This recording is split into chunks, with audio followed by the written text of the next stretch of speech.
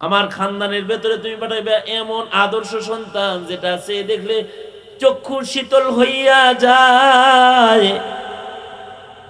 আরবিতে যদি কেউ বলতে না পারেন তো বাংলায় কইবেন, যে ভাষায় পারেন সে ভাষায় আল্লাহর কাছে ভালো সন্তান চাইবেন, এটা আল্লাহর পছন্দ।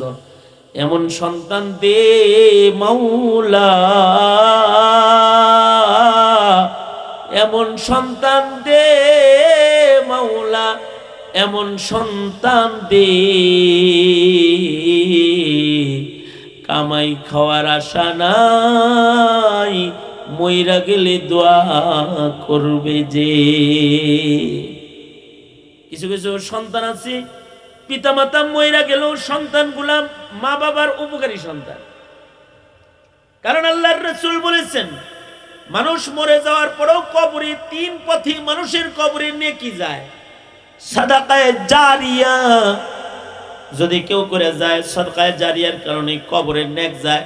কেউ যদি ইলমে দ্বীনের খেদমত করে যায়, ইলমের চর্চা জারি করে যায়, তো তার কবরে নেক যায়। কেউ যদি নেক সন্তান রেখে যায়, তাহলে নেক সন্তানের কারণে কবরের মধ্যে নেক নসল থেকে বান্দার কবরের ভেতরে সব যায়, অর্জন হইতে থাকে। তবে মানুষের বুঝ খারাপ হইলে মানুষের কাছে ভালো সন্তানেরও কদর থাকে না। বুঝ নষ্ট হইলে ভ্রষ্ট সন্তানের কদর হয়ে যায়। জমিনে এক বাদশা ছিল, জালিম ক্ষমতালিপ্সু এক রাজা ছিল। কিন্তু অনেক সময় নেককারের ঘরে বদকার হয়ে যায়, কারণ এটা কার দান? নূহ নবীর ঘরে সন্তান পথ হারা হয়ে গেছে। আবার আজরের ঘরে ইব্রাহিম পয়দা হয়েছে। কে করছে? এক জালিম রাজা ছিল ইতিহাসের পাতায়। সে নিজে জালিম ছিল, কিন্তু তার সন্তানটা ভালো ছিল। কিন্তু সে ক্ষমতার লোভ তার এত যে ক্ষমতার জন্য নিজের হাতে নিজের সন্তান মেরা লাগছে। কি লেগে মারছে? কারণ পাবলিক হের চাইতে হের ছেলের ভক্ত বেশি। কারণ ছেলেটা নেককার, নেক মানুষের ভক্ত হয় না মানুষ।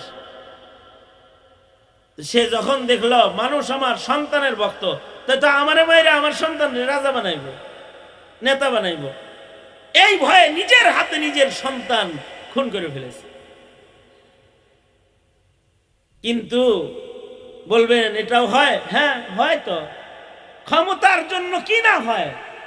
ক্ষমতার জন্য যাদের ক্ষমতার লোভ এসে যায়, তারা ক্ষমতার জন্য সন্তান না, এক সন্তান না, দুনিয়ার সব মানুষ মারতে রাজি হয়ে যায়। সব মানুষ মারতে রাজি হয়ে যায় ক্ষমতার জন্য। নিজের হাতে সন্তান মারছে, কিন্তু তার বিবি বড় নেককার। এবার সন্তানের বিরহ জ্বালায় তার বিবিও ইন্তেকাল করেছে, বউ মারা গেছে। তো এবার একা হয়ে গেছে। জালিম যখন একা হয়ে গেছে, এরকম জালিম যে নিজের হাতে সন্তান মারছে, এই সন্তান মরার পরে বউ মরছে, হের কাছে আরো কিছু মেয়ে দিব তো কেউ? হে রাজা হোক আর বাদশাহ হোক আর যাই হোক, কি দিবে? তো দিবে কেউ? এবার বিবিবিহীন একাকিত্ব জীবন তাকে ভাবাইতেছে। হায় হায়, বাড়ির ভেতরে রাজমহলের একলা ঘর যদি এমন অশান্তির হয়, তাহলে কবরের ঘর না জানি কত অশান্তি।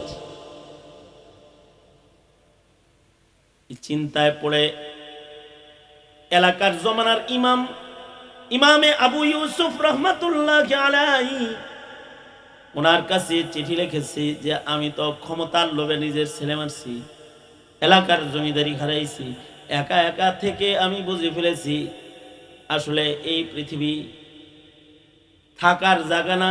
এক সময় আমাকে একা একা কবর ঘরের বাসিন্দা হইতে হবে।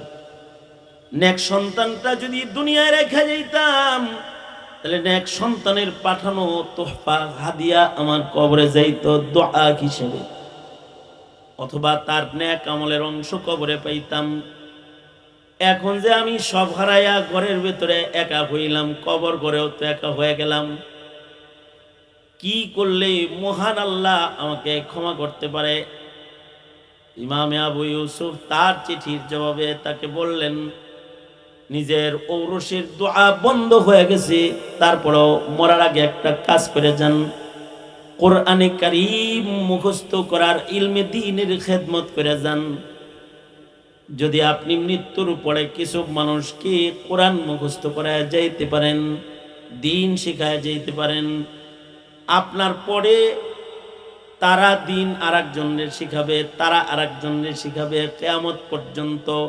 আও ইলমিন ইউনতাফাউ বিহির খিদমতটায় যদি আপনি অংশগ্রহণ করতে পারেন, তাহলে এই একটা রাস্তা আপনার জন্য খোলা আছে, যে মুসালসাল সনাদান ইলম হেফাজত হবে। তো ইলমে দ্বীনের খেদমত করলে কিয়ামত পর্যন্তই আপনার কবরে ইসালে সওয়াব হইতে থাকবে। ওই রাজা তওবা করে এই নেককার হয়ে গেছে এবং মৃত্যুর আগে ইলমে দ্বীনের এক বড় খেদমত সে ইমামে আবু ইউসুফ রাহমাতুল্লাহ আলাইহির মশওয়ারায় করে গেছে। সবার তো আর এগুলো সম্ভব হয় না। কমাস কম অল্প খায়া নিজের ছেলে মানুষ কইরাও যদি কেউ চলে যায়, তাইলে তার নসলে নেককার মানুষের সিলসিলা যদি জারি হয়, কবরে শুয়ে শুয়ে সে উপকৃত হয়। এ কারণে পৃথিবীতে 3 ধরনের পিতা আছে দুনিয়াতে, 3 ধরনের বাপ আছে দুনিয়াতে। এদের ভিতরে 2 ধরনের বাপ হলো নিকৃষ্ট, আর 1 ধরনের বাপ হলো উৎকৃষ্ট। নিকৃষ্ট পিতাদের ভেতরে একটা গ্রুপ হলো যাদের ঘরে সন্তান হয়, মানব সম্পদ তারা পায়, কিন্তু শুধু খাওয়ায় দাওয়ায় বড় কইরা রাস্তায় ছেড়ে দেয়।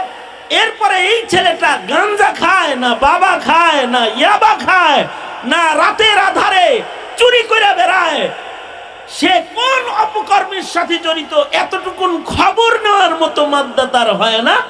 এক সময় এই ছেলেগুলো নষ্ট হয়ে যায়।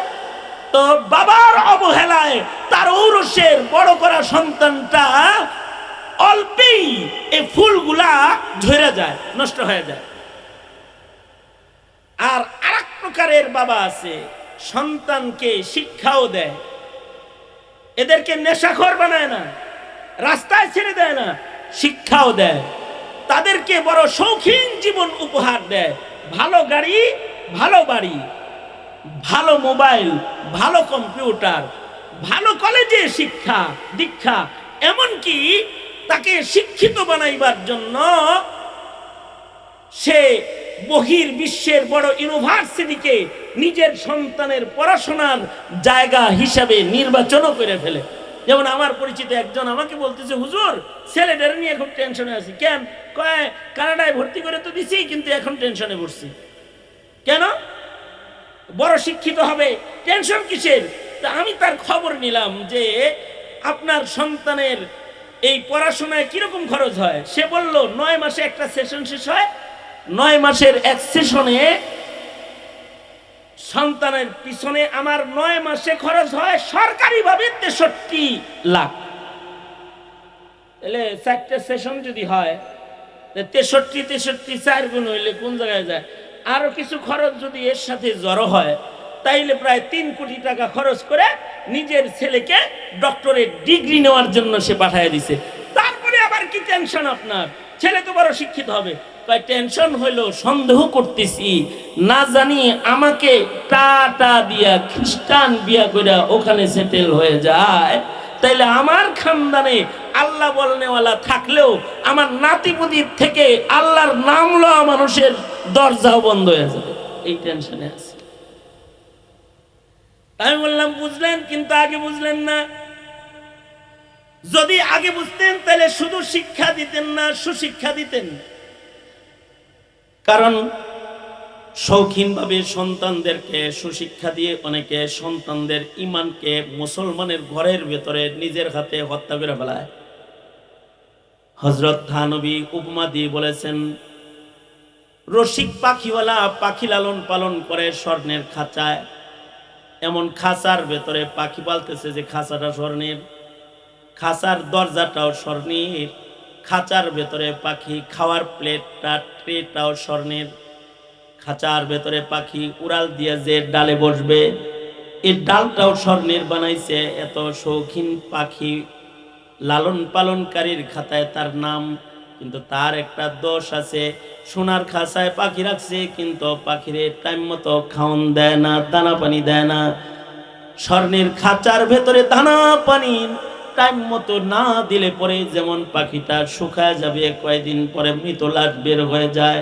পক্ষান্তরে আজাদ জায়গায় হৃষ্টপুষ্ট হয়ে গোবর খেয়েও পাখি বড় হয়ে যায়। ভাঙ্গা ঘর, জঙ্গলে বসবাস করেও, নিজের তৈরি বাসায় বসবাস করে সে হৃষ্টপুষ্ট হয়, তার পেট থেকে আরো পাখির জন্ম হয়ে যায়। কারণ হলো সে খানা পানি ঠিক মতো পায়। হাকিম মোহাম্মদ থানবী বলেন, শৌখিনভাবে সন্তান পাইলা আরামে খাওয়ায়া পড়ায়া অনেক সময় তার রুহানি ইমানি আমলি খোরাক না দেওয়ার কারণে সোনার খাঁচায় লালন পালনকারী সন্তানটাও মৃত বেঈমান নাস্তিক মুরতাদ হয়ে মুসলিম ঘর থেকে সে বের হয়ে যায়। তার বংশে মুসলমান জন্মগ্রহণ করার দরজা বন্ধ হয়ে যায়।